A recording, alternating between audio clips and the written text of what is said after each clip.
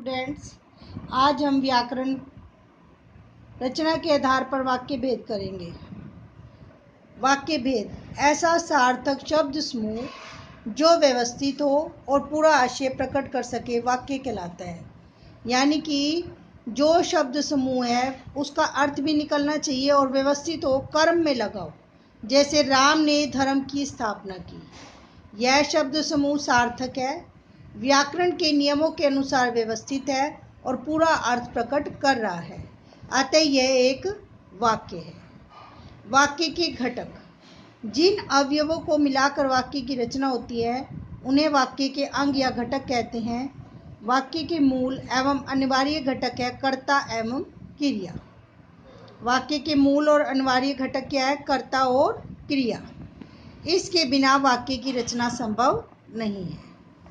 उदाहरण के लिए सबसे संक्षिप्त वाक्य इस प्रकार का हो सकता है: सीता मिली, गीता गाएगी, तुम जाओ, तू आप पढ़े आदि। सभी वाक्यों में एक कर्ता है और एक क्रिया है।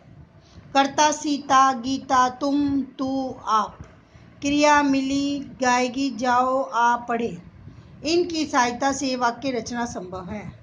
अतः कर्ता और क्रिया वाक्य के अनिवार्य घटक हैं। इसके अतिरिक्त वाक्य के अन्य घटक भी होते हैं, जैसे विशेषण, क्रिया विशेषण, कारक। ये घटक आवश्यकता अनुसार आते हैं। इन्हें ऐच्छिक घटक भी कहा जा सकता है। मुख्य घटक क्या है? कर्ता और क्रिया। उद्देश्य और विधेय। कर्ता और क्रिया के पक्ष के अनुसार वाक्य के दो पक्ष हो जाते हैं, उद्देश्य और विधेय। उद्देश्य यानी सब्जेक्ट, वाक्य में जिसके बारे में कुछ कहा गया हो उसे उद्देश्य कहते हैं। इसके अंतर्गत कर्ता तथा कर्ता विस्तार आ जाते हैं। विधेय प्रेडिकेट, उद्देश्य के विषय में जो कुछ कहा जाए उसे विधेय कहते हैं। इसके अंतर्गत क्रिया, क्रिया विस्तार, कर्म, कर्म विस्तार आदि आ जाते हैं। उदाहरण के लिए, इस कक्षा का सर्वश्रेष्ठ धावक धर्मेंद्र प्रतियोगिता में भाग लेगा।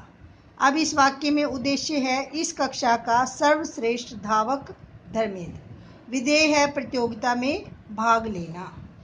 कुछ अन्य उदाहरण: मोहन बीमार है, मोहन उद्देश्य, विधेय बीमार है। जगदीश ने मोहन को अपना साथी चुना, जगदीश ने उद्देश्य, मोहन को अपना साथी चुना, विधेय। अब हम उद्देश्य विस्तार, विधेय विस्तार को समझेंगे। वाक्य हमारे पास प्रश्न में व्यक्ति सफल रहता है, उद्देश्य होगा व्यक्ति, उद्देश्य का विस्तार परिश्रम में, और विधेय सफल रहता है। तेजस्वी चाणक्य मंत्री बनने में सफल रहा। उद्देश्य चाणक्य, उद्देश्य का विस्तार तेजस्वी, और विधेय मंत्री बनने में सफल रहा। वीर हनुमान ने लंका में आग लगा दी। हनुमान ने उद्देश्य, वीर विस्तार, लंका में आग लगा दी, विधेय। मोहन का लड़का बाजार गया है, लड़का उद्देश्य, उद्देश्य का विस्तार मोहन का, विधेय बाजार गया है। सीता पुस्तक पढ़ती है, उद्देश्य सीता, पुस्तक, विधेय का विस्तार, और लिखती है, विधेय। राधिका लिखकर ही उठेगी, राधिका उद्देश्य, लिखकर ही, उद्देश्य का विस्तार, उठेगी, विधेय। विद्यार्थी फुटबॉल खेल रहे हैं, विद्यार्थी उद्देश्य, फुटबॉल, विधेय का विस्तार, खेल रहे हैं, विधेय। वह धीरे धीरे खेलता है, वह उद्देश्य, धीरे धीरे, विधेय का विस्तार, विधेय खेलता है। रचना की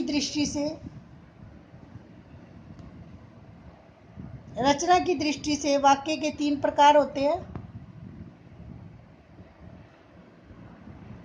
सरल वाक्य, संयुक्त वाक्य, मिश्र वाक्य। सरल वाक्य जिन वाक्यों में एक मुख्य क्रिया उन्हें सरल वाक्य कहते हैं। जैसे पानी बरस रहा है, बच्चे मैदान में खेल रहे हैं, मोहन पुस्तकें खरीद कर घर से होता हुआ आपके पास पहुंचेगा।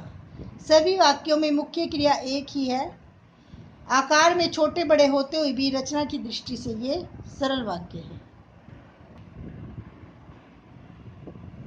सरल वाक्य जिन वाक्यों में एक मुख्य क्रिया उन्हें सरल वाक्य कहते हैं। जैसे पानी बरस रहा है, बच्चे मैदान में खेल रहे हैं। एक क्रियापद के उदाहरण: वह साधु है, वह फुटबॉल खेला, बच्चा हंसा।